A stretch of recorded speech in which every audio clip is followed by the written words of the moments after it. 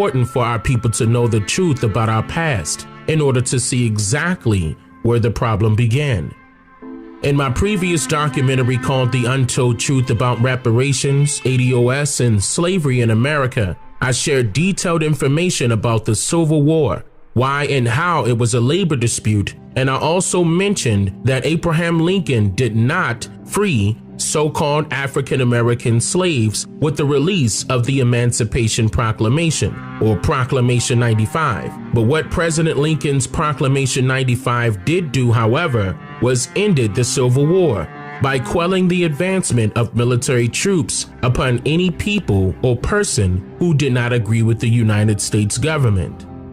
Instead of fighting, it was urged by politicians for people to bring their disputes to Congress, but only through a representative of each state. This is how the United States was established, having learned how to govern the 13 colonies by watching the operations of the previous confederacies our ancestors owned.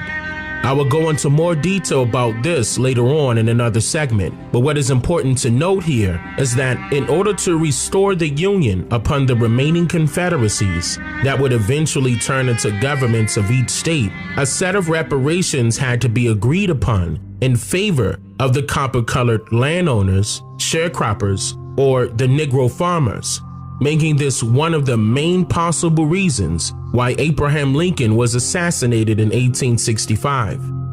Now, reparations could have been delayed for the people of color due to a few factors. One, a study has never been conducted by any creditable source in order to discover just how much in a form of payment should the employees between 1776 and now be compensated for their binding contracts of forced labor. 2. There were subdivisions doing business as institutions, agencies, banks, and corporations that history fails to mention who worked as liaisons of the U.S. government, directly involving themselves with funding both sides of the 61 documented wars of the 1800s by creating loopholes and other schemes that forced our ancestors out of their own lands here in America, and also with streamlining the industrialized version of slavery that still exists today. 3.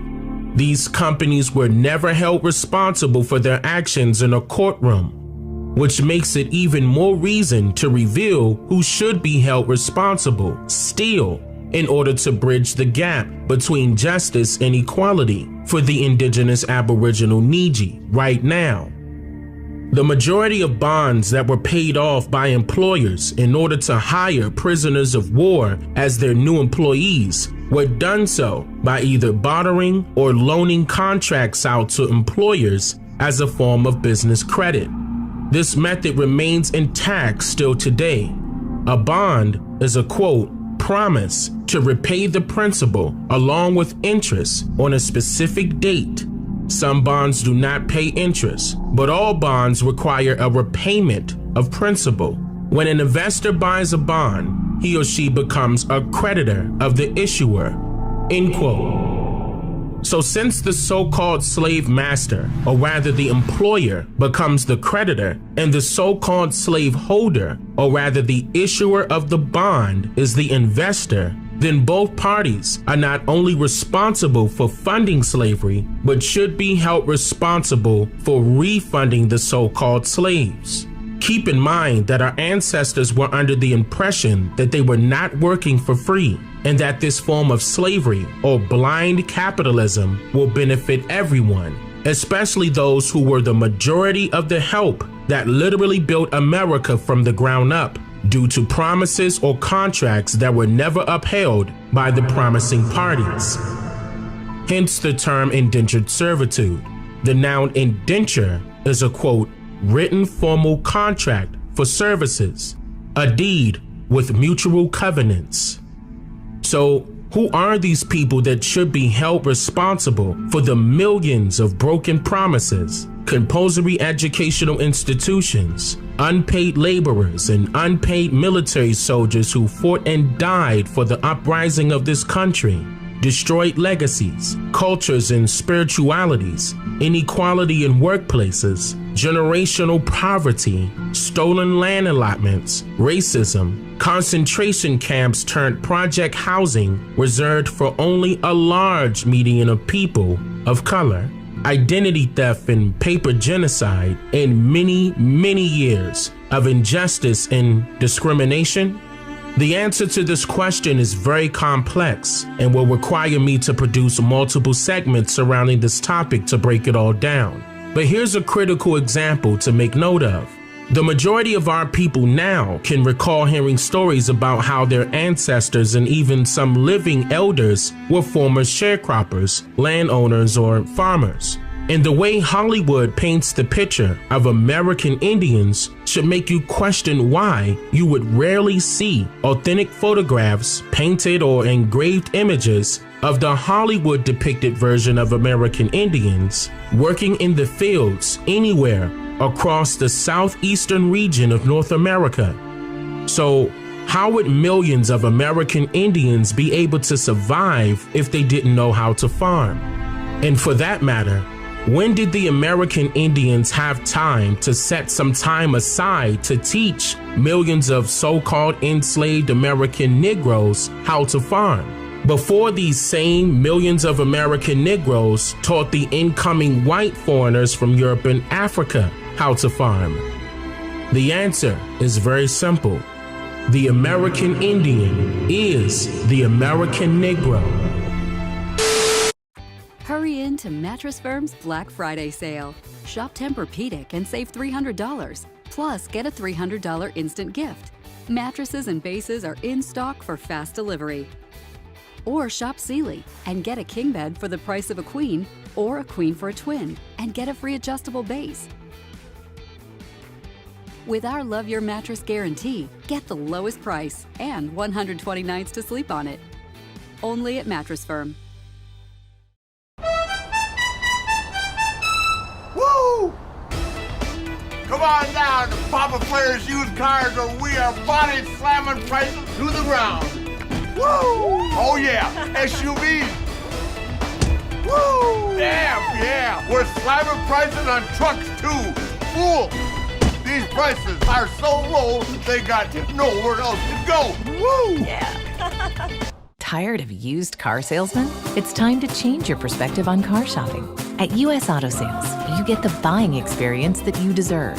U.S. Auto Sales. No haggle prices, no hidden fees, and no gimmicks.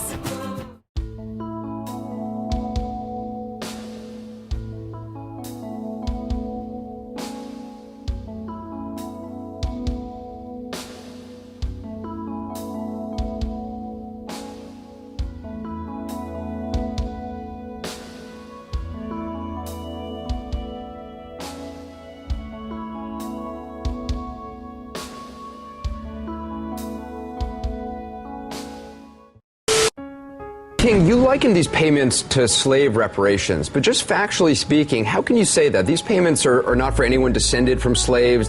These are payments, they're not even for black farmers who were discriminated against all throughout the 1900s. They're payments specifically for black farmers who the USDA admits were being discriminated against between 1983 and 1997. So how are these slave reparations? Well, I've sat on the Judiciary Committee for 8 years. I sat through slavery reparation hearings that were held by Chairman John Conyers, and of course through the hearings here on the Pigford Farms claims.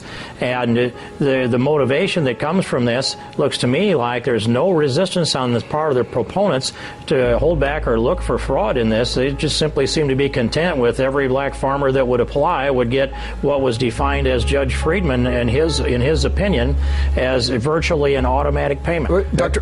Boyd, let me just ask you specifically, though, staying on this topic. I mean, Representative King has talked about a hypothetical Johnny who was born on a farm but, quote, went off to the city, became a drug addict, and now wants the $50,000 that comes from the USDA under this claim. How strict is the vetting of these claims?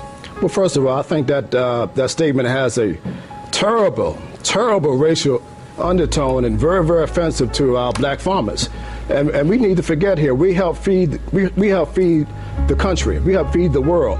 And we paid our price to be in this country and to own land And what the government done to black farmers is wrong. How strict is the vetting? I mean, Representative King is saying just about anybody who's African American can claim to have been a farmer. So how strict is it? The consent decree says African Americans who farmed or attempted to farm between 1981 and 1997. And the reason we use that definition is because the Civil Rights Office at USDA was closed under the Reagan administration. And we went in and found and investigated and found thousands of black farmer civil rights cases that had never been processed. And that's what this case is about. This case is not about fraud. This case is about bringing justice and equality and fairness to a group of people who deserve it. And it's long overdue justice. Congressman King, it is pretty shocking when you start to look into what happened in the USDA. I mean, they were literally throwing out discrimination claims, just dumping them in the garbage in some cases. You claim 75% of the claims now being made in this program by African-American farmers have been fraudulent. You say an unnamed person working for the USDA gave you that estimate. USDA says that percentage is complete nonsense. The FBI has investigated, they say, found only 3 cases of fraud. Where's the proof of this 75% claim you made? Well, and John Boyd says that there's no fraud. The FBI or the USDA has reported that the FBI came up with 3 cases that they prosecuted. Now, what is the level of fraud here? I've said that I had a district director who was deployed to Washington, D.C. to help administer the distribution of the first $1.05 billion under Pigford. He came back, he among others, with stacks of copies of the documents, sick at heart, and he said at least 75% are fraudulent. And so we can't say that there's no fraud here. Here's what we know. Judge Friedman put in his decision, he wrote 40 acres and a mule in his decision. So I'm not making this part up about reparations. That is the words. That's the code words for reparations. Wait a minute, sir. I've read that decision, and he just Sir, I've read that decision, and he just used that in a recitation about the history of the interaction between African Americans and the U.S. government and the USDA. He wasn't equating 40 acres and a mule to this program. Well, and also let me say, though, Anderson, that he laments that he can't fix all the wrongs of slavery and segregation in one civil rights case. Now he's got a second one. Mr. King, I want Dr. Boyd to be able to respond. Dr. Boyd? Let me talk here. The farmers deserve this restitution. It's long overdue for the black farmers. This is not a rush to judgment. Mr. King has known about this issue. I've testified before him many times before. And this case is about African-American farmers who farmed or attempted to farm, who was discriminated against by the United States Department of Agriculture. And I can tell you about discrimination because I had a county official to spit on me and to tear my application up and throw it in the trash can. And I begged and pleaded with the committee to have that person fired. That person was never fired. He was transferred to another county office to continue to work out his service for the United States Department of Agriculture, and they gave him a big party, a big retirement party. So I can tell you that this discrimination is real, and I invite Mr. King to walk in my shoes and other black farmers' shoes around this country before he pass judgment and refer to him as Johnny or someone that has a drug problem. And I tell you that, Anderson, these farmers have proven their case, and they deserve to have their cases heard based on its merit.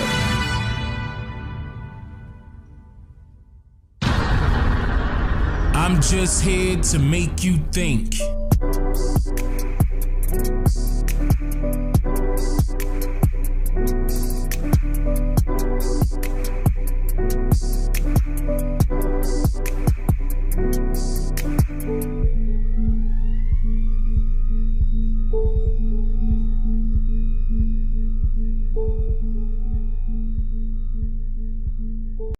SeatGeek presents Boomstick Lady. SeatGeek helps her find the perfect seat so she can sit where her boomsticks make the biggest boom. Oh, okay. SeatGeek handles the tickets so fans can fan.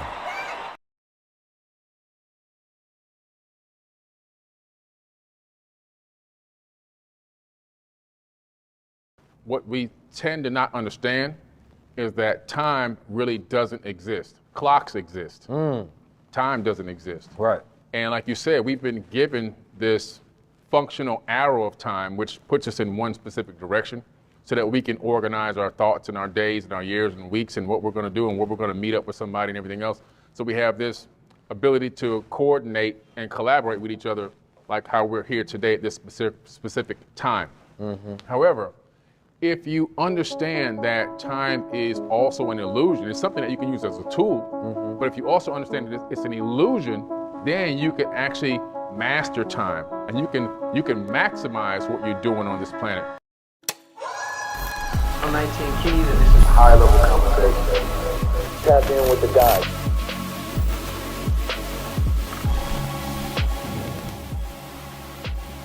Peace, family. Welcome back to another High Level Conversation.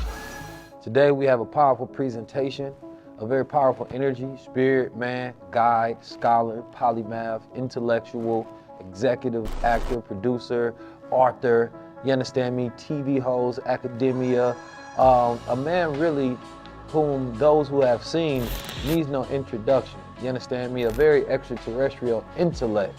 You understand me? A person that can dive in multi-dimensional areas. You understand me? And a person that I don't have to hold back with whatsoever. You understand me? This is a man who has, secured funding to build underground cities in Georgia. You understand me? A person who is a 2-time best-selling author. You understand me? Of Woke Doesn't Mean Broke, and of the Emerald Tablets, and also the founder of Forbidden Knowledge. You may have seen him on the Travel Channel. You may have seen him on the History Channel. You understand me? You may have seen him in another dimension when you just happen to be popping some shrooms or something and traveling through somewhere, and Billy Carson was right there floating next to you, giving you some guide. You understand me? This is a powerful brother. Not only is he found things here on Earth, but he's actually found things out in space. You understand me? And we're gonna dive deep into exactly what that means. So today, I want to introduce you to none other than the most powerful, prolific brother known as Mr. Billy Carson. Hey, thank you, man. Appreciate Welcome. you having me on. Absolutely. Thank you for the great introduction. Absolutely, man. I make sure I have very intelligent people, you understand me, who require a great introduction, you understand me? For those, of course, like I said, who know you, you don't require any introduction. You understand me? You are a man, a great platform, you understand me, that stands on his own merit based on the knowledge that you possess, research, investigate, and deliver to the masses. Thanks, man. Today, man, I want to have a roundabout conversation about a multitude of different subjects. Here at High Level Conversations, I like to have an actual cipher, you understand me, where we build and we collide and create new universes, you understand me, a university of thoughts. And first thing I wanted to talk about was time itself. Yeah. And the ideas of time. There's a lot of people that's trapped into increments of time that they have to work in, you understand me, from a 9-to-5 position, and they have to live within windows of hours and dissect their days based on that. You understand me? And the unfortunate reality of it is that most people will never have a true understanding of life because they're living on borrowed time. You understand me? And so I'm always working to help present perspective and observation on where people can understand the laws of time a little more. You understand me? Especially as we enter into 4th and 5th dimensional phases here, you understand me, on this planet Earth. You understand me? Or the universe, as we will. Human beings, we very interesting, beings. You understand me? Like, just the idea that we allow someone else to decide what time is for us is a very interesting thing. Right? From Julius Caesar to the Roman Pope with his papal bulls deciding, what is a 365 calendar, what is talking about 7-day weeks and 60 seconds and 60 minutes. And we say, okay, let's go along with it. And we don't realize that it speeds up, you understand me, the process from being born to when you leave this place. And then we already have expectations on what life is going to be because there's other people that tell us what it is, when we're going to die, when we get old, when we're going to feel a certain way. So it sets up a curation for us to die a certain way and at a certain speed. I want to hear what your interpretation of what time is first. Yeah, well, this is a very deep question. I've talked about this so many times in different lectures and workshops, because what people in the third dimension, we're in the third dimension, what we tend to not understand is that time really doesn't exist. Clocks exist. time doesn't exist. Right. And like you said, we've been given this functional arrow of time, which puts us in one specific direction so that we can organize our thoughts and our days and our years and weeks and what we're going to do and where we're going to meet up with somebody and everything else. So we have this ability to coordinate and collaborate with each other, like how we're here today at this specific time. However, if you understand that time is also an illusion, it's something that you can use as a tool, but if you also understand that it's an illusion, then you can actually master time and you can maximize what you're doing on this planet. Because if you go any high, in all the higher dimensions, you know, we're in the third, fourth, fifth, sixth, and all the way up. For the layman that don't understand what being in the third dimension means, can you give us a breakdown? Okay, sure. So if you draw a line on a piece of paper, that's the first dimension. If you then connect those lines and create a house on a piece of paper, that's a two-dimensional structure, or you can move it into a computer. Anything you see in a computer that looks 3D is actually 2D.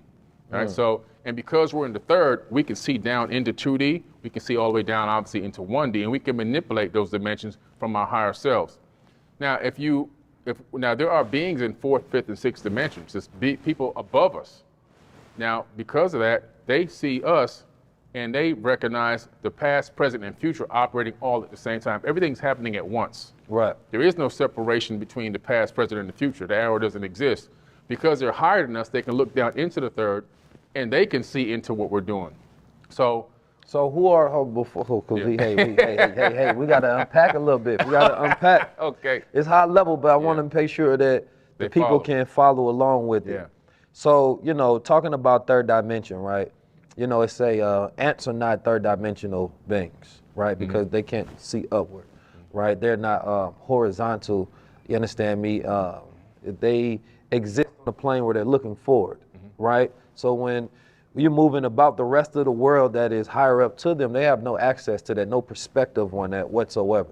You understand me? For them, everything is straight and in front of them. For human beings, we have the ability to look upward, to look inward, to look outward, to look around, right? So therefore, we're connected into different angles, different perspectives, and different dimensions.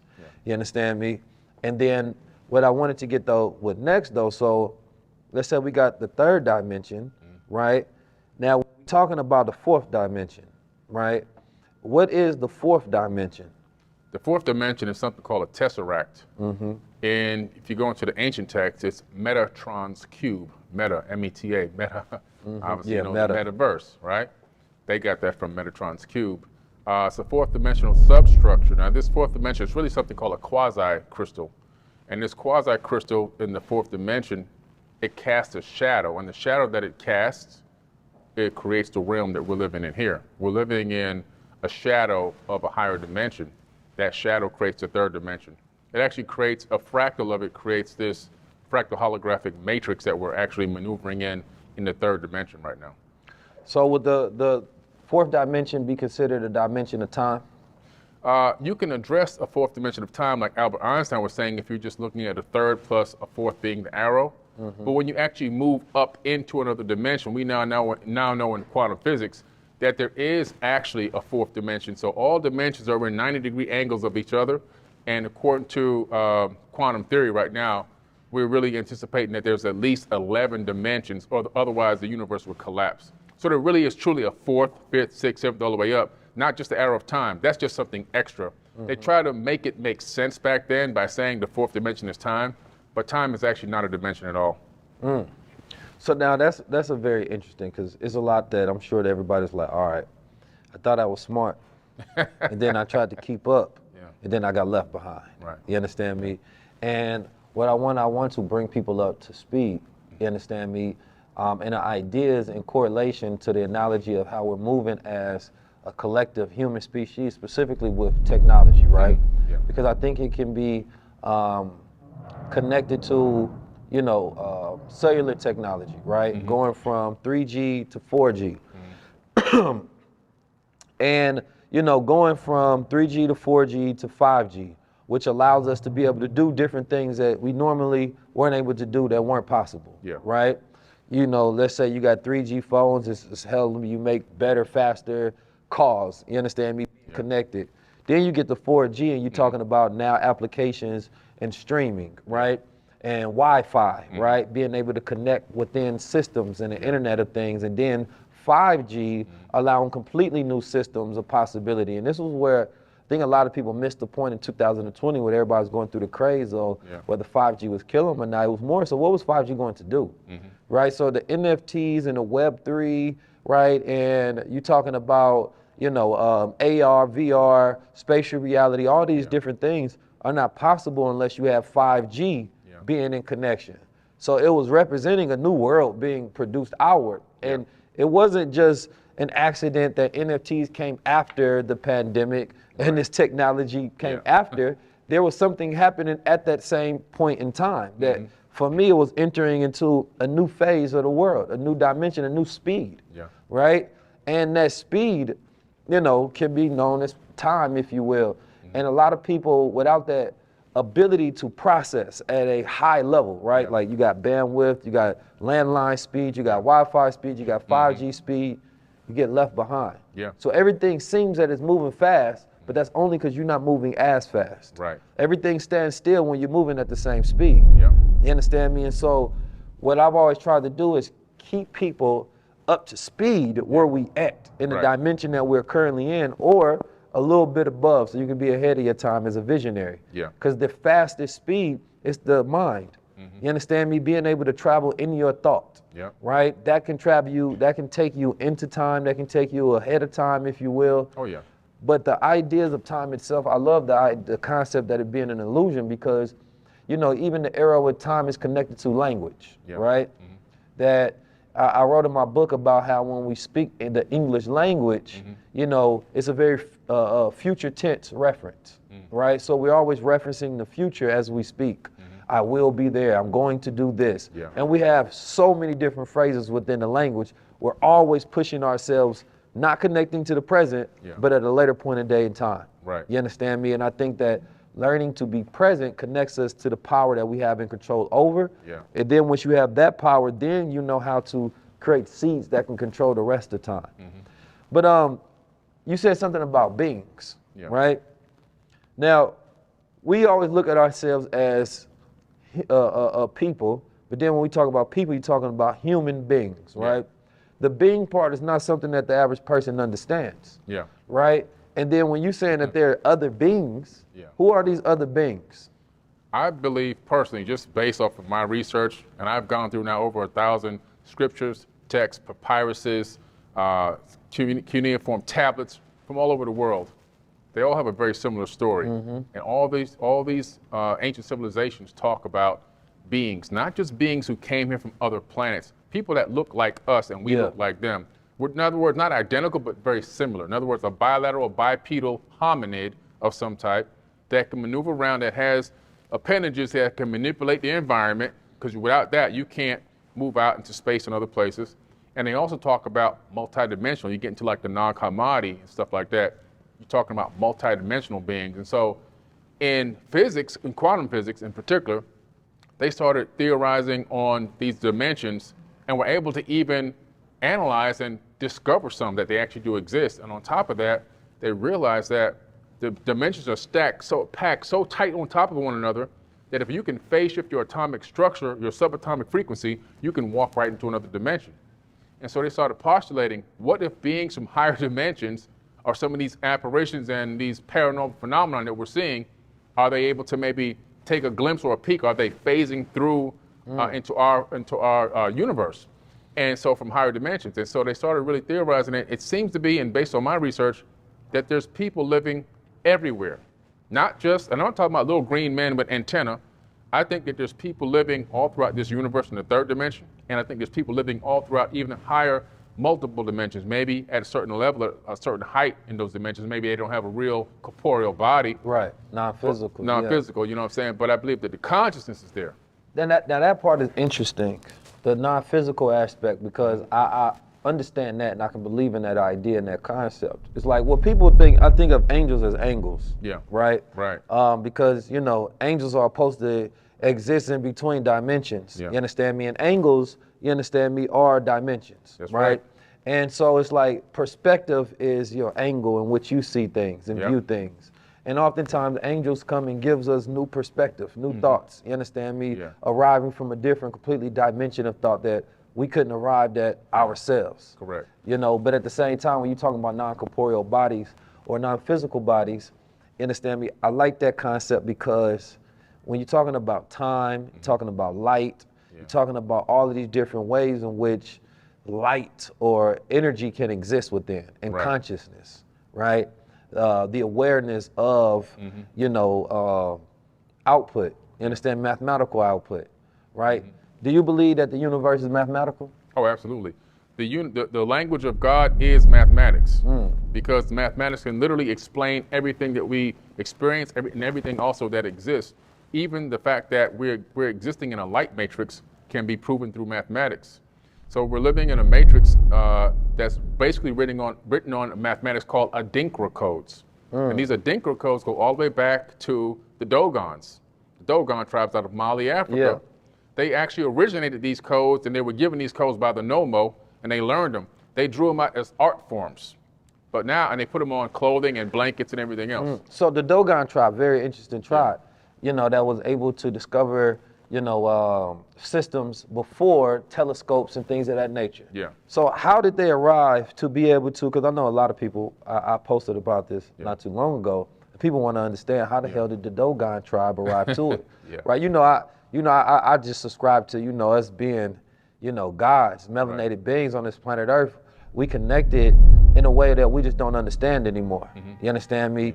And being multidimensional, I think about physics in that aspect where you're talking about things being entangled. You know, not Will and Jada entanglements, you understand me? But quantum entanglements. Right, yeah. And, you know, once you understand that, being multidimensional to me is easily understood from the fact that you can break us down to atoms, right? And then cells, and then we get into our skin and we see our physical.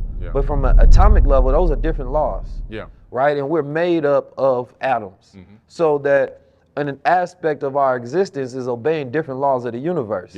And then our cells are obeying different laws of gravity and magnetism, right, and flow. But then we as human beings are obeying different laws, right, of gravity and magnetism in the universe. And then we forget about the universal laws of our multidimensional self because we only know man's law. Exactly. You understand me? So I think being multidimensional is easily understood as above, so below. You understand me? But the idea of the Dogon people being able to chart systems, how were they able to figure that out? You understand me? Before the Europeans had an idea of what was out there. Right. Well, to be honest with you, if you go all the way back to the ancient Dogon history, before they got to Mali, they were in the land of Kem. They were the original inhabitants of the land of Kem before it was called Egypt. And so... Kem meaning the land of blacks? The land of blacks, correct. Exactly, land of blacks. Kem was black, it's all black. That's in the tablets. So Kem, there's so much Jews in here, but so in Kem, you understand me, that's Africa. Yeah. Right? I know everybody call the Middle East as if... You know, it's Africa, man. The Middle East is the most funniest made up concept, magical idea on the planet. I know. Because it's like, you have in Africa, but no, this is like the Middle East Africa. It doesn't count for sub-Saharan Africa, and Northern Africa, and East Africa. Like, but it's Africa, right? It's Africa. Yeah, so... I mean, for those who don't Cairo know, is in Africa. Cairo's in Africa. Yeah, you know what I'm saying? I know, people still get it wrong till this day. That's crazy. It surprises me. But so they, according to their records and their handed down verbal history, their records are etched into caves and stuff like that. The Nomo came here from Sirius B. Okay, so there's a trinary star system that we know of called Sirius, the Sirius star system, A, B, and C. B is a failed star. In other words, it ran out of fuel, turned into a white dwarf. These beings were orbiting on a planet that orbited that star, according to the Dogon, not me. Came here, they're called the Nomo. The Dogon called them the Nomo. Taught them all about the star system, the orbital pattern, our entire solar system, the names, the shapes, the sizes, the colors of all the planets in our solar system, all the planetary alignments. And they even knew that that white dwarf star was so gravitationally heavy that one spoonful couldn't be lifted by over 1 million men. They even knew that. We learned that in quantum mechanics and quantum physics in the 1970s, 1980s. We hypothesized it. And obviously we couldn't even see that star until the 1980s, 1970s, I'm sorry. So when did they record it? Thousands of years ago. Thousands of years ago. It's like, we're talking about over 6,000 to 7,000 years. They've had depictions of them and everything else, and they taught them how to make these Dogon masks, but they also gave them the Adinkra codes. Now these Adinkra codes look like designs on clothing and patterns. When you turn these designs into three-dimensional structures, they become something called error-correcting codes. And Professor James S. Gates, a black professor who used to be the science advisor for Obama when he was in office, he's now the professor, I believe, at the University of Maryland in supersymmetry and theoretical physics. He discovered these Adinkra codes. He rediscovered them, obviously, and he turned them into three-dimensional objects. And then from there, he found the error-correcting codes. He was analyzing and accessing information about the ether of space-time, and he discovered that the entire ether, in other words, everything this soup that we're operating in throughout the entire universe, is running on a specific code. It's called an Adinkra code. It's called error-correcting codes. The same exact kind of codes that run search engines and web browsers. Wow. That's what's running the universe. So listen now. At certain points in time in the interview, the glasses got to come off.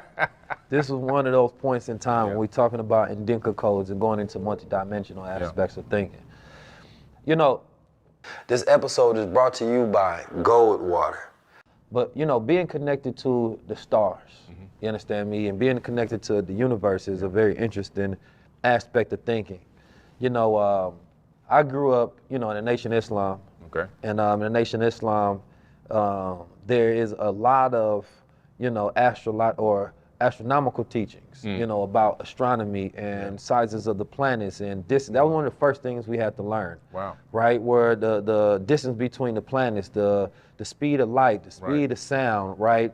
You know, the total square mileage of the water, earth, land, mountains, rivers, lakes, right? Everything. So, you know, deep into the teachings of Elijah Muhammad is astronomy, right?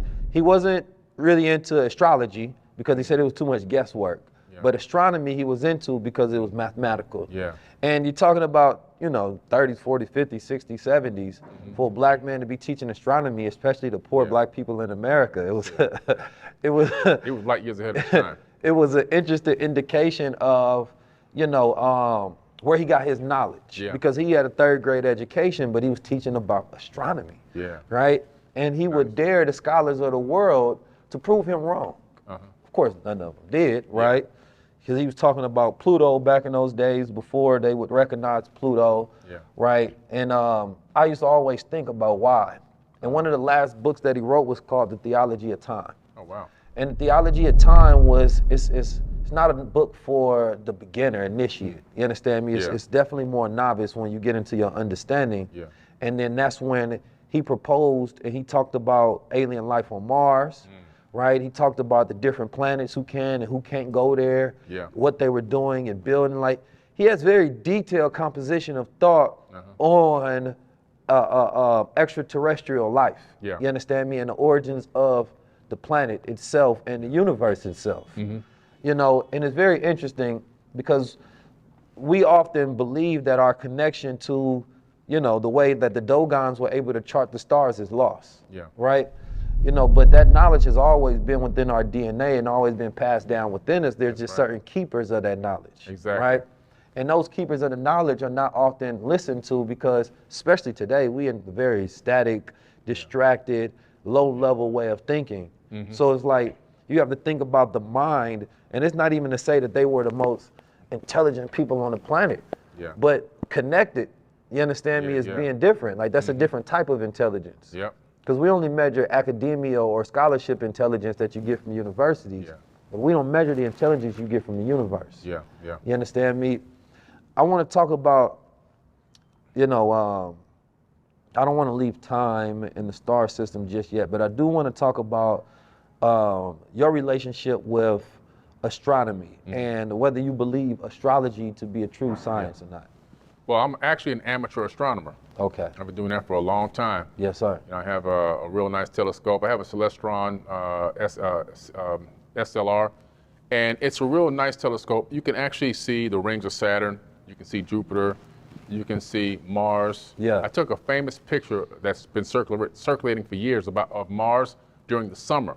When you take a picture of Mars during the summer, it actually has green, it has blues. It's not a red planet. You can see that the ice caps are smaller, which means they've melted.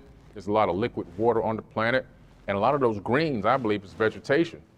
You know, and now all the science data is coming back out from NASA. Now all of a sudden press releases are coming out. The soil on Mars is better for growing crops than on Earth. Now they're saying there's billions of tons of liquid water on Mars now. Yeah, you know what I I'm saying? can believe that. And they're also talking about the fact that there's an atmosphere that is the equivalent to being like 18,000 feet above sea level, but that's like going to Peru. I'm going to Peru in a few weeks, right? So same thing. You got to acclimate to that height, to that low oxygen, but you can still breathe as long as you stay close to the ground. Once you go higher up, it's going to be very dangerous. But if you're within like 10 feet of the ground, you can actually breathe. You just need to acclimate. So all of a sudden, all this is coming out because why? They're getting ready to, you know, to build an infrastructure up there, in my opinion, and do a breakaway civilization. That's what the whole Elon Musk and all that's on Mars is all about. So I got really into it. Now, one of the reasons why I built the underground shelter that you mentioned, called Fort Terra Nova, that was back in 2012, was because I was analyzing the precession of the equinoxes, the movement of the stars across the sky, the constellations across the sky. I noticed that they were speeding up. Based on my calculations, it was moving, instead of 27,000 years for one cycle, it was actually averaging around 25,000. And I'm like, are the books wrong? Are these great astronomers wrong, or what's going on? And the more I dug into it, the more I looked into it, I realized the only thing that can explain this is if our sun is orbiting something. It would need breakaway speed. And it would, you know, it would speed up and it would slow down, speed up and slow down. So I started digging into that. I found out that they had something they were calling nemesis out there, something that they couldn't exactly say what it was, but they were saying there was a huge object out there orbiting our sun, and our sun was orbiting it.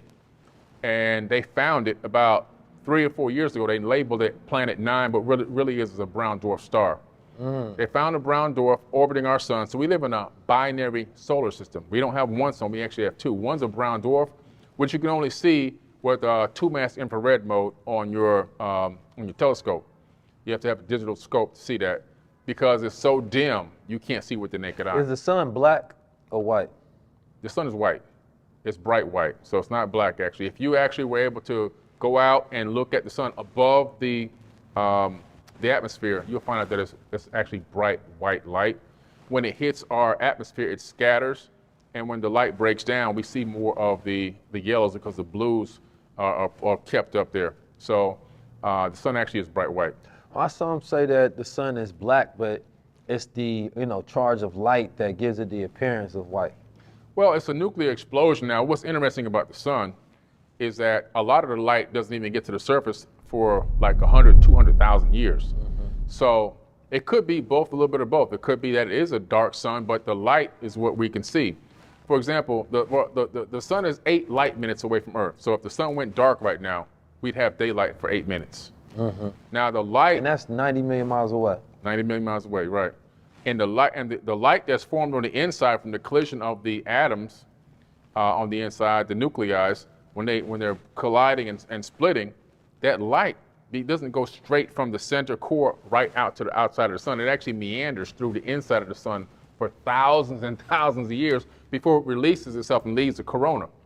Then it takes 8 minutes to get to Earth. So the light that we're experiencing right now is hundreds of thousands of years old before it even got to us. You know what I'm saying? Before it left our sun.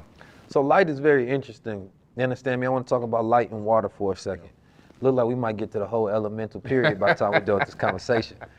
So, I remember before I got on the journey of, teaching the financial literacy and liberation aspect, my deeper studies was into quantum physics and science and psychology and, a multitude of different things that I believe would help guide enlightenment. You understand me? Yeah. And so studying light, I started studying the 4th phase of water, right? Where in between, for those who don't know, water has 4 different phases. Some people say 5, but we're going to the 4. You understand me? Solid, liquid, gas. You understand me? And I used to think about that because I say the only difference between the water and each structure is the proton arrangement, not the proton count. Right. So it's not something new that's happening to the water that is entered into it that changes its state. It's the arrangement, you understand me, of its energy. And so when I thought about that, and then of course, light is energy, so we can say that it's light that changes, and then water has the most different states out of any other element. Yeah. And so I liken that to consciousness, right? Yeah. That our consciousness can be in rigid states, it can be in flow states, right? Yeah. But what changes? Your consciousness going from a lower consciousness to a higher consciousness is enlightenment. Yeah. Right?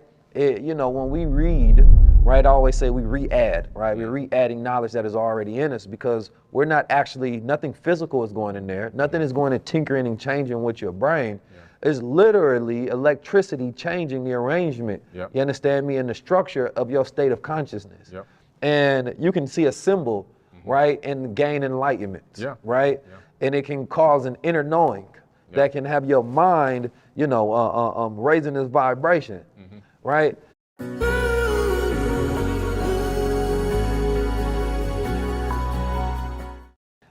And that's not something that we often think about. And a lot of people gonna be like, "Oh, this conversation ain't gonna high level for real, right?" But I say the fourth phase of water on purpose because everything around us emits energy. Every single thing. We walk into a room, we say, "Damn, the vibe is off." Right. We don't realize we speaking in scientific terms. Yep. You understand me? Real science. Yeah, it's true science. The vibe is off, but you have an intuitive connection on what that vibe is. Yeah. Right? That there's friction in the air, that the ions, you understand me, are positive or negative charge when you go into different environments. Yeah. And so if we understood that, then number one, we will create a more conscious sensitivity to the environments that we go to. Yeah. But we are in environments that are often very austere to, our embodiment, our aura, you understand me, and who we are, because for those who don't know, we emit an aura from our heart. Yeah. You understand me? And when that is pierced, that's when we start to get sick. And we are in environments we're not supposed to be in that are in friction to whatever our vibration is. That's when we feel off, right? And there's only certain people, and I'm with Minister Louis Farrakhan said, somebody asked him once, they said, how are you able to go into all of these different type of environments? You understand me, and not be changed by them or not feel sick by them sometimes because you're around all these different type of people.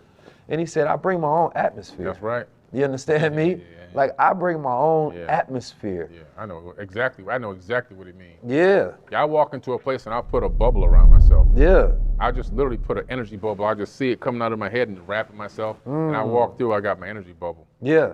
No, that's super key. Yeah. I mean, so when we go to water, right, we 70 to 90% water. Some people say I'm basically almost 100% because even those things can be made up of water. Yeah. But when we're talking about water and the effect that light has on water, right? Because, water is charged by light. Yeah. And water has memory in it. That's right. You understand me? I think it was Dr. John Pollock that was giving a breakdown on the fourth phase of water. And it was one of the same doctors who discovered, I believe, HIV back in the day, who's trying to figure out ways to utilize sound waves to create medicine. Yeah. You understand me? And basically that every disease has a frequency, and if he can counteract that disease with a dominant frequency of the cure, then he can cure that person. Right. Because water traps frequency in its protons. Yeah. You understand me? So that if our environment is a certain vibration, then we take on that vibration of that environment. Yep, absolutely. It's the same study about rice and water. When you speak over certain things, you're trapping that, right? So that's why nobody who's angry should ever serve you food. Exactly. Or they dislike. If you make a waiter mad, don't eat the food from there anymore. No. Got to keep them happy and pleasant. Otherwise, they can give you food poisoning just based on their negative energy. Right. Right? Exactly. But I bring that up to bring this. As human beings, the things that we should know the most about, we know the least about. Yeah. And that's being a human being. Right. Right?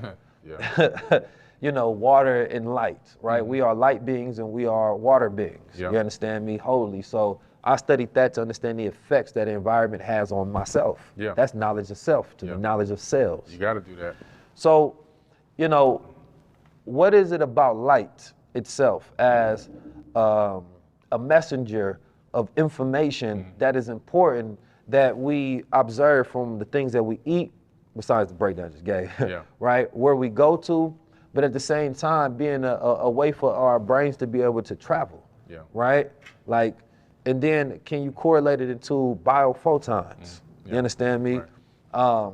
When I be thinking, I just be having thoughts, so they jump over. That's why I had to call this show a conversation. So, as light beings, what does that mean? Well, one thing people don't understand is that we are all made of actual light. Well, everything in the third dimension is made of light. And so we are light and light is us. We know that the illusion of this avatar body and this chair I'm sitting on and the table that you're sitting at, the illusion of it's there, but what is this? This is slowed down light waves. When you slow light down and the consciousness interacts with it, it collapses it into what we call solid matter. So solid matter is actually an illusion.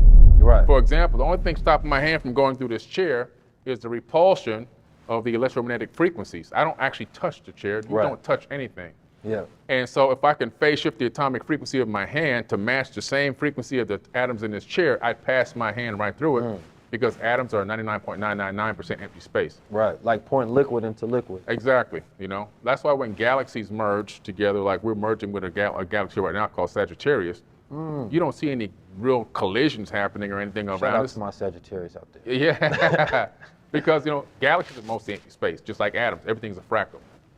So we are light beings, and also because of that, we're a fractal. We have consciousness, which is also light. And what is a fractal? A fractal is when you take, for example, if you look at a hologram, and you go to one part of the hologram, one tiny piece, and look at it, you'll see the entire image in that smallest piece. The only thing you lose is a little bit of resolution, okay?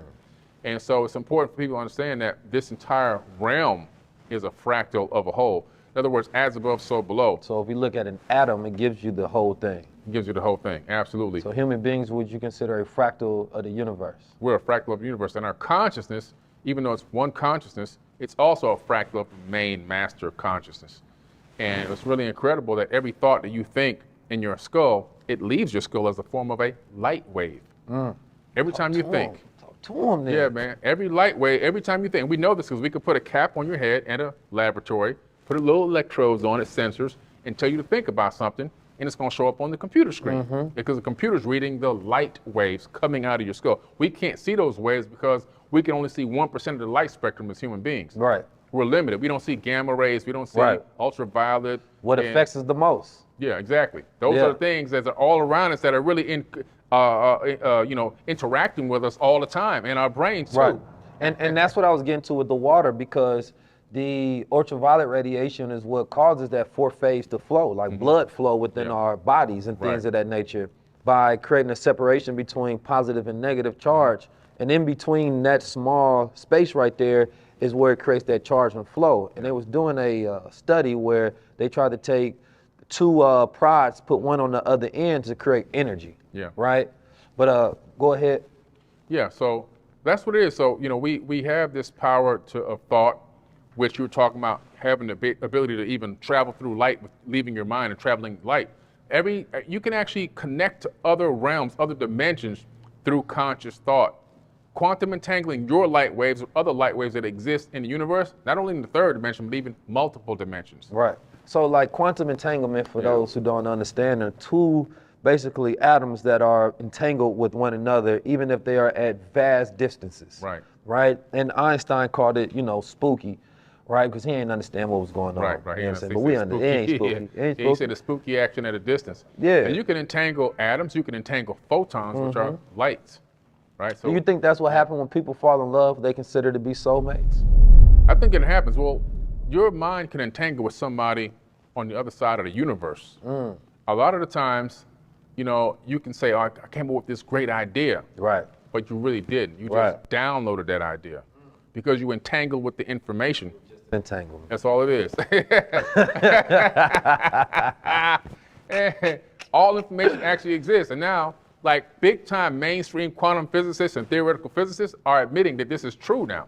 Yeah. Like it's not woo-woo science no more. This is like what you're getting taught in university. When I was at MIT studying applied neuroscience, one of the things we learned about was this exact thing.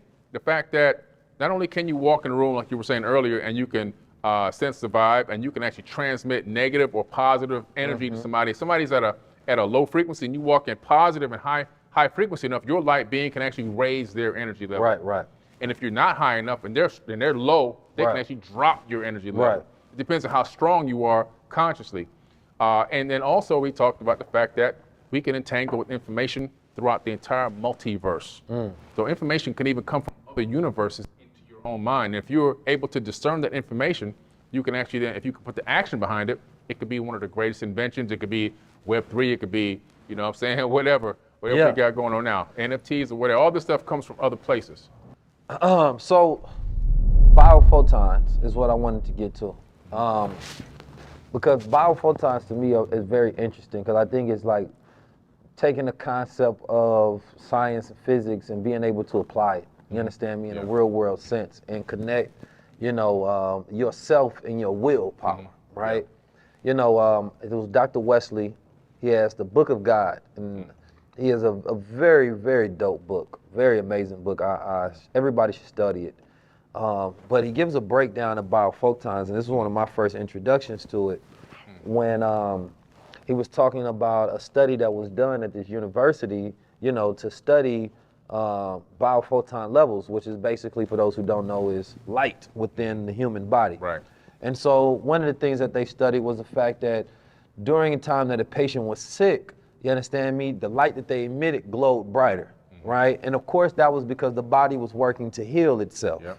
And the thought process was that if you go back to ancient human being origins, that those human beings were just light beings, complete light beings. And as, you know, as I'm positing this thought right now, as melanin, you understand me, overtook those bodies, and you're talking about, you know, that very dark melanin, and then you have light, you know, piercing out of that, which used to be where hair follicles are, you understand me? Then you're talking about a blue aura, or a blue hue, right? And so in ancient texts where you see a lot of the blue representation of gods or beings, there were the representation of the original man and woman as light beings. Now, the way that I connected to science more so is the idea that, you know, our mind has light within it, right? And it communicates directly with the light outside us, and that this is scientifically proven that we can think things and bend the wheel of reality around us. Like the Matrix played with the concepts and ideas, the spoon doesn't exist idea. But more so is, you know, each one of us have different levels of consciousness and conscious power. And the ability to bend and change reality around us, which is also a very masculine trait, because testosterone increases that biophotonic energy, you understand me, within the body. So depleted testosterone depletes willpower as well. So it's saying that, for me, I always say that one act of masculinity is willpower, the ability to take thoughts outside your mind and produce them into reality. So if you have a people who are not able to produce their thoughts, then those people are lost without that will, right? Without that power, without that godliness. And so that's something that I think about often as I see our brothers and sisters hoping and wishing and trying to bring things forth, but they just can't, because that light inside them is dead. Plus, a lot of the male in this society right now, they're being emasculated. Oh yeah, sterilized. And so, you know, and a lot of it's chemical based. Yes. It's the food. Chemical it's the, castration. Chemical castration, man. It's all these microplastics that are, you know, we're inhaling them, we're eating them. It's in the food, it's in everything. They did a test on those microplastics. They were converting male frogs into women. Right. You know, this is just crazy stuff. So that's a hell of a leap. It's a big leap. That's a big leap. Couldn't resist myself, y'all. Oh man, but it's so true, you know. And so it's taking away the testosterone levels in men are the lowest it's been since they've been recording them. Right. And so, to that effect, what you're saying is, you know, the levels are dropping, and the ability for men to make a lot of logical decisions is also dropping. Right. You see men now operating more off of emotion versus logic. Right. That balance of logic versus emotion isn't there anymore. Right. Sometimes there's a lot more men that are more emotional than women. Yes. So their plan is working out, you know, and the plan for them really is to not let us discover our light body, not let us discover our light consciousness and the power that we really truly have inside of us to change and bend and mold this matrix to our will and overcome and supersede where they are. Right. What they want us to do is just continue to stay in these small little pockets, fighting each other over scraps, and not really ever getting to the higher levels and realizing that We're supposed to be able to bring our heaven right here to this earth right now. And see, that reminds me of when you talk about the beings that can see and they look down, right? Like you imagine somebody in a tower looking down on the people playing the game of the rat race, but they can see dimensions. They can see where the people are headed. They can see all different angles, right? And those are the people, what considered to be the 1%. You understand me? And then, of course, that can be translated into different, names and forms and species and things of that nature. But the ruling class, if you will, you understand me? The manipulating class, those who practice tricknology and deceit on the rest of the population to not know their power. Right. Like the greatest trick of the devil is to get you to not know that you're a God. That's it. You understand me? Because the moment that you have self-realization of your power, number one, you stop looking at them to help manage you discover it. Exactly. Because if we go to chattel slavery times, and I like to say chattel slavery just because it's such a different form than the rest of the slavery. But chattel slavery is all about breaking that knowledge of self and that knowing of who you are. Because how can you make a slave unless he is completely dependent upon your will? Exactly. And the testosterone-filled masculine slaves were the hardest ones to break, the ones that have their own faith and belief systems, because they weren't going to relinquish that power to someone else. Right. No, they fought, and there were insurrections all throughout times because that willpower was fighting another will. You understand me? And so now what we got is more so Chris Rock, where you don't fight the will no more. You just let it slap you around. You understand me? I just had to drop another one. I couldn't help myself. But the lack. Oh, man. I love jokes, y'all. I love jokes. I love comedy. But no, for real though, because here we are in present day, and when we talk about chemical castration, man, this is very important. Like, we've went through so many different phases fighting those beings. You understand me?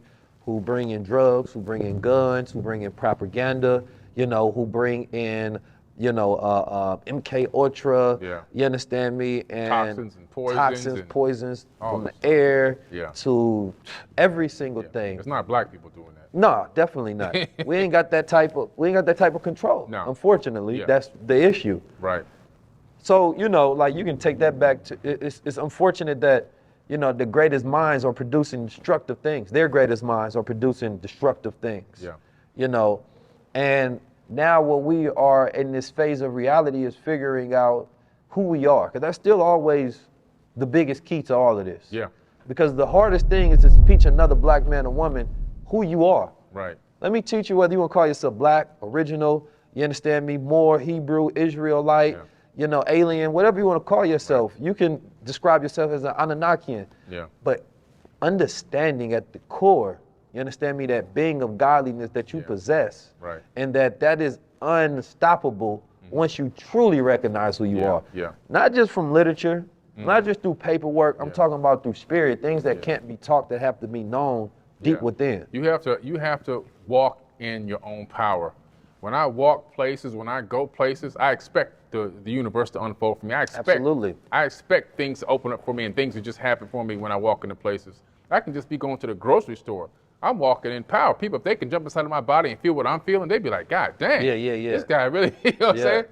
I'm walking, everywhere I go, I'm walking in pure power. I act like I'm commanding and wielding the universe to my will. And that's something that scares us. But the reason why is because we've been programmed to think if you do that, that's of the devil and that's evil. And you got to beg somebody else to give you this power. You can't just walk in this kind of power. But the same power that created everything we see in this entire universe, in this multiverse, is the same power that's inside of my body. That's a fact. Yeah. I want to talk about something, because when we talk about power, culture is probably, our culture specifically, which is getting to our spirit, powers this world. We are the battery. Melanin is a battery itself. Right? And when we talk about that, I was studying, years ago, the Kardashev scale. Right? When we're talking about type 0 to 1, 3, 4 civilizations. And when I was studying back then, I would relate everything I learned in physics and science to black culture and how it could be an analogy to where we can utilize to liberate ourselves.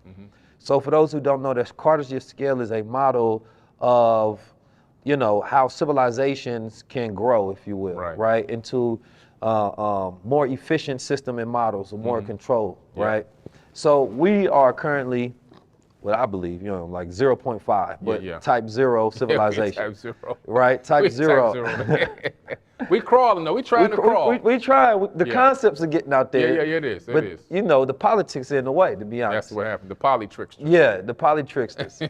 So type 0 is saying that we get our energy from dead coal and plants. Yeah. You understand me? That,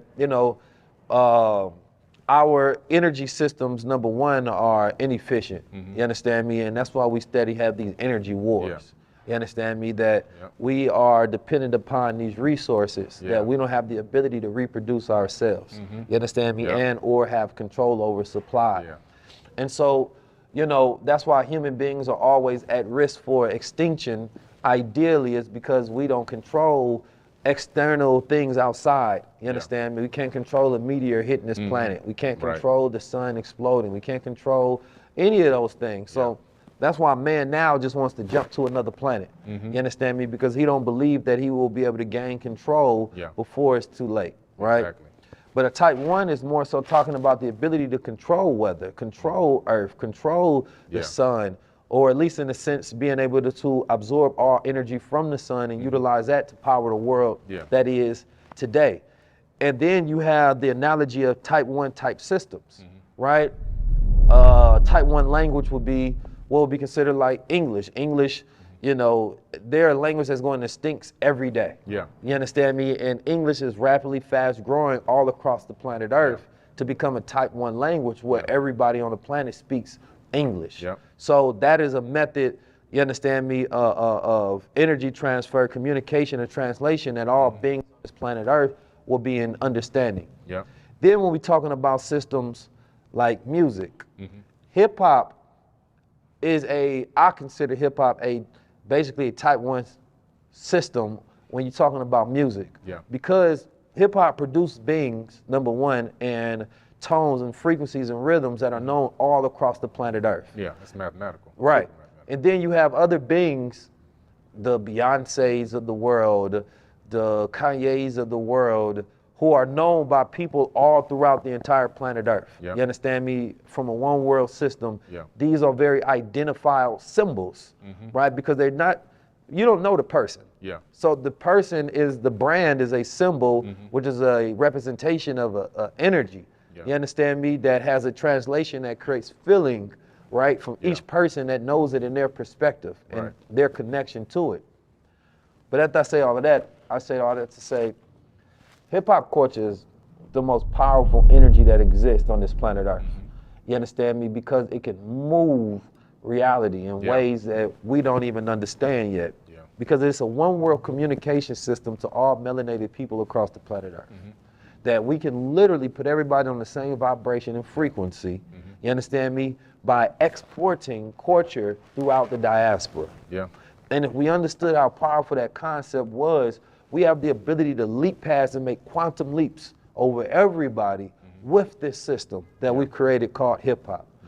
And this is why we have so many culture vultures, because culture vultures understand this expressway throughout the world.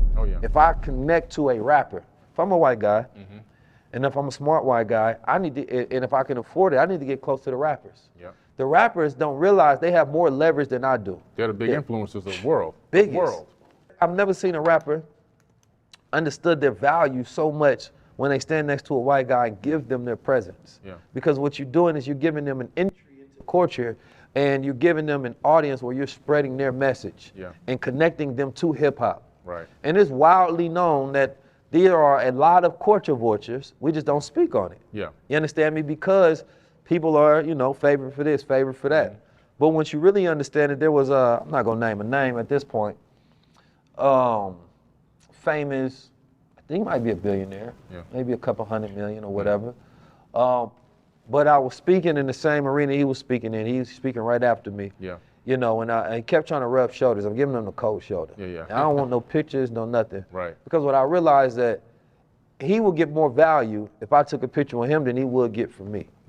Because now he's connected to top thought leader in the culture. He seems down. You understand me? He seems connected. History would look at that picture and say we had a relationship. You understand me? How could he be other than, you know, in the way we trying to depict his morality if he was connected to 19 keys at that time. Yep.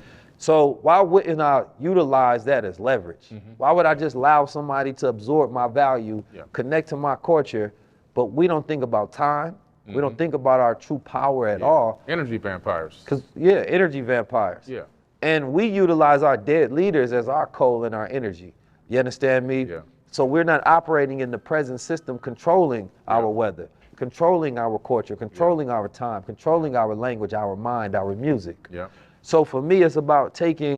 Performing is in my veins, and putting in the work is what makes my passion an endless endeavor. You know, melanated people from a type 0 civilization to a type 1 civilization. Yeah. And then, you know, type 2 and 3, those civilizations, you talking about controlling planets. Oh, yeah. All kind of stuff. We don't even need to go there yet. We're far off. But it's an interesting model and it's an interesting idea when you're talking about measuring progress of a people that have been trapped under another people's thumb. Yeah. You understand me? And working to increase the aggregate efficiency of our output. Yeah. What we put out based on the energy that we get back. Yeah. And how do we increase that as a people, Right. you know, for a revolution. Yeah. Right? But I want to talk to you about something else because I heard you talking about AI. Now, I look at, we know we are in a time of declining population. Yeah. Right? Specifically in America anyway. You understand me? When Elon Musk said that, you know, we need population growth, and Bill Gates said we need population decline. Yeah. But what I realized, they was talking about two different places. Elon Musk was talking about America, Bill Gates was talking about Africa. Yep. So Bill Gates was saying that they're going to have another 2 billion people by 2050. We need population decline over there. Yeah. Elon Musk say, well, listen, we already have fewer births than we do deaths. You understand me? So therefore, we on a decline. Yeah. We need more birth, right? So he trying to get out of here. Yeah, he's trying to go. He's trying to get out. He said, I'm out, man. The One-way party trip too to Mars. crowded. You feel me? He grew up in South Africa, so he know what it's like where it's 7% of them over there. You know. So it's interesting because I look at those who are in power, of course, power wants to maintain power. Yeah. Right? So it only makes sense that the people that are in power wants to continue to cede power, and they don't want to concede power to anybody else. So when you're talking about playing God, that's what they want to do. If you can't have the population size, we have to figure out another way to maintain control. Yep. And AI, to me, is one of those ways to be able to maintain control. You won't have the brain trust anywhere because people outside are no longer just coming in and saying, well, we'll give our brain to America, spark invention and innovation. Yeah. There's decreasing innovation and invention in this country. Yep. So not only you got AI in the form of artificial intelligence, and I'm 19 keys, so I break things down into 1-9. But A is numerical 1 and I is numerical 9. And that 19 is representation of male, female, conscious, subconscious, you understand me? God itself, because everything is between that 1 through 9. Gotcha. Collapse back into a 1. When we talk about artificial intelligence, it's more so not even just AI of artificial intelligence, artificial insemination, artificial ingredients as well, right? And these are all the ways that I see that those are in power are working to maintain power, utilizing AI. Can you speak upon the future of AI and where we headed? Yeah, definitely. The AI is it's dangerous. If you look into the ancient Sumerian tablets, you'll discover in the Epic of Gilgamesh, who was considered to be half human, half god. They call him a demigod. His father was Enki, and he had a human mother, according to the tablets. Yeah. And they want to send Enlil, who was his uncle, sent him on a journey, a hero's journey. This is the original story of Noah's Ark, by the way. This is where the Bible got it from. So Sumerian, for those who don't know, the Anunnaki, first civilization? First civilization, the cradle of civilization, they call it the cradle of civilization, coming out of Mesopotamia. What did they invent? Roads, city grid streets, bicameral Congress, plumbing systems. I mean, you name it, everything you could think of, schooling and chemistry and mathematics, and they even had a metric system back then. You're talking about, thousands, hundreds of thousands of years ago, they had a metric system. And so they literally, the whole modern society we have today came out of Sumer. There's a tablet where Enlil is speaking, and he's showing his sister this crystal tablet, by the way, is what it's called. And he's showing her his plans for all time on this planet. He said, these plans I have here, these plans are going to last for all time. And that's where we're still in it today. We still got the same polytrickster program he put in back then. They had their own numerical kingship, the way they ran their selves, but they gave humans the political. Ride with me into the metaverse. All your burning questions about the metaverse, answer. System. That's a very And they also installed idea. inflation at that same exact time. Yeah. Yeah. And that's a very, very, very, very interesting idea. So in that system, right, I know that children who are born, and at the same time you're born in any time, you succumb to a dominant paradigm. The dominant frequency wins, right? And so do you believe that based on, you know, the Anunnaki or Enlil having this crystal tablet, you understand me, where he wrote down his plans for time dominance, Yeah. you understand me, so that he can conquer ages of time. Do you think that it's possible to go against that plan, you understand me, and create our own will for the planet? Yeah, it can. The program that he put in was so good. You know, we're born, we're given a name, a race, and a religion, and we're basically, we grow up defending that whole identity. It's a fake identity. It's not really us. We've kind of forgotten and relinquished who we really are and given it up to this system, this institutionalized system that was put in place thousands of years ago.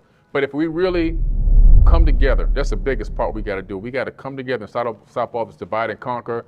You know, you're this religion, I'm this thing, or you're this light skin and I'm this dark skin. All this stuff we got to, you know, black men want to fight black men all the time. We want to attack each other socially now on social media because you doing too good and I'm not doing as good as you. We got to drop all of that. We got to stop all of that. We got to synchronize. We got to realize that we're better together than apart, not tearing each other down, fighting each other, slapping each other, all this kind of crazy stuff. Yeah. We got to come together and we got to realize, man, how can I bring a piece of the puzzle? How can you bring a piece of the puzzle? You know what I'm saying? Just sitting here talking to you, you got pieces of the puzzle that I don't have, and I got pieces of the puzzle that you don't have. We can start building a whole doggone puzzle. We can put a puzzle together. And you add more people. Next thing you know, that picture, that painting is amazing. Yeah. We can make a mosaic. Yeah. And so until we get to that point, though, we're always going to be bickering and fighting and arguing over resources and pocket watching and hating and worrying about this, worrying about that, because that's the program they instilled into us. We got to now override this DNA and this RNA programming code. We got to say, you know what? We got to talk to ourselves. You know what? I'm being a hater right now. I'm being a troll right now. I'm pocket watching right now. I'm being jealous right now. Why am I doing that? And analyze inside of ourselves. Why am I doing this? Why do I feel like this? And work on our internal self and learn how to not be that way. Learn how to give somebody the benefit of the doubt. Learn how to try to work with somebody. Learn how to ask better questions so you can understand better instead of getting angry. And you know, learn how to control your emotional state. And when we can do that and we can link up and we can make big power moves together, that's when the world's going to change. That's very powerful. You understand me? And of course, it's something that, you know, we've known but not been able to do. Yeah. So we talk about DNA, right? Because really, in order to give a breakdown on, you know, the Anunnaki and the Sumerians, we need to dedicate an entire that's a whole breakdown for that story, and we can, you know, say that for another day and time. But I want to go and talk about DNA and the ability to upgrade our DNA. Yeah. You know, one of the ways that I upgrade my DNA is through travel. You understand me? And through meditation and eating and environment, things of that nature. But can you talk about DNA and our ability to upgrade our DNA and some of the methods that we can utilize practically? Definitely. First of all, people have to understand that DNA is a storage medium. It actually stores data and information. So when we say things like your program code and you're operating off your code, it's actually a true scientific statement. 1 gram of DNA can hold 433 petabytes of data. There was one scientist, George Church, replicated his ebook 80 billion times and downloaded it onto 1 gram of DNA, which is one drop on the tip of your finger. 80 billion times. 80 billion. What he did was he realized that DNA stored information. He was like, wow, our body is full of data. The whole human body is full of data. Billions and billions and billions of petabytes of data. And what he said was, he realized you can take data from a server, a computer, and convert it from zeros and ones into A's, C's, T's, and G's, which is what your DNA reads. And then you can actually download the data into the DNA and store data in a volume instead of storing it linear. like time, one arrow. But when you can store it in the volume, you can store much more information. So then he replicated it 80 billion times, and then he transferred it from DNA, from A's, C's, T's, and G's back into zeros and ones and uploaded it back into a computer. So he recognized that DNA is also a server. He's like, man, this is incredible. So we have this ability in us to move data and information. Now, because of something called epigenetic memories, we know that 15 to 20 generations before us, that programming code was downloaded into our body. So you're born with this hard-coded information already in your body. Most of it is only, though, this is the sad part, is only trauma that came from previous generations. All the slave beatings and whoopings and the separation of loved ones and the buck fighting and all that stuff, it's in your body. That's why when black people start feeling like, I'm depressed, I got PTSD, but they don't know why. I'm feeling, I'm feeling down or ill or angry or whatever. A lot of it is, it's the epigenetics. So to overcome this, what scientists realize, you can actually start to re-encode that DNA by doing simple things. Simple. One thing is, write down 10 positive affirmations about yourself, and then speak those out loud 3 times a day, out loud, for 21 days, and your DNA begins to change and rewrite itself. You begin to start to believe those cymatic frequencies coming out of your mouth, that your body is actually listening to the information. Like you said before, the body is mostly water. The water has memory. The water in your body speaks conscious energy. So when you are releasing that conscious energy into the atmosphere, your body is then absorbing it back into the water, and then the light force energy is rewriting your DNA. And so we can actually rewrite our DNA. We can change the way we think and see and feel about ourselves just by speaking out loud. Like you said, meditation, and I love travel. That's all I do is travel nonstop. You already know that. That's going to enlighten and open up, broaden all your horizons. It's going to make you see things from other perspectives and understand. It's going to raise your consciousness. Traveling, I tell people all the time, leave your zip code. You got to. No, that's a fact, because you got to think about the making of a slave. If I want to make somebody a slave, I don't want them to see the world. Right. You understand me? I need them to only see from my perspective. Yeah. You understand me? Because therefore, they're going to have my same biases engineered within them, and I can control the radius of where they go. Yep. You may think that, oh, if you walk over here, you might die. Somebody's going to attack you. But if you actually traveled there, there's no way a person can make up that lie that causes you to halt yourself within fear. Yeah. Right? And most people, God is fear. You understand me? Everything that they fear creates the radius, the circumference, the diameter of their thinking, their movement, right? Their entire being. And so breaking away from, those connections of fear allows you to be restored into who you really are, to walk around as a child. A child doesn't know fear. A child is programmed into fear. A child is programmed into civilization. You understand me? Coming under jurisdiction and code to operate in a manner of behavior that allows them to, be so-calledly free within a world of this social contract that we have. But the reality of it is that for us to be able to develop and to grow into who we are and to be able to transition out of these thought forms that control this world, you understand me? And to break these cabals of power, it has to start with this realization that becomes a field. Or you talked about unity. Elijah Muhammad say our unity is more powerful than an atomic bomb. But then when you think about what is an atomic bomb, you understand me? The breaking of those atoms. You understand me? And when we build, the guys always talk about, we cracking atoms. You understand me? We create new worlds. But what we think about all of that energy coming together, because human being energies are jewels. You understand me? And if we were able to bring that electricity together, it literally would be an atomic bomb. And that sort of energy has the ability to create atomic shift on this planet. You understand me? That can create new paradigm shifts on this planet Earth. So anytime anything is observed through the collective, a shift happens at that moment. There's no collective observations or world events that don't change the world. Because once the whole entire world gains a collective perspective on something, it creates a new dimension, a new angle, a new inventions, innovations, realities. Everything starts to happen from that moment. And we've been through many of them in our lifetime already. It's just in the last 10 years. We'd have been through recessions, paradigm shifts, different new presidents, We done been through 9/11. We done been through so many different things. Yeah. Today, during the timing of this filming, there's a terrorist attack that happened. And April happens to be one of the most observant months of white terrorist attacks, right? From Timothy McVeigh, from the Oklahoma bombings to the Columbine, right? Wow. And it's a few other ones. April is one of those.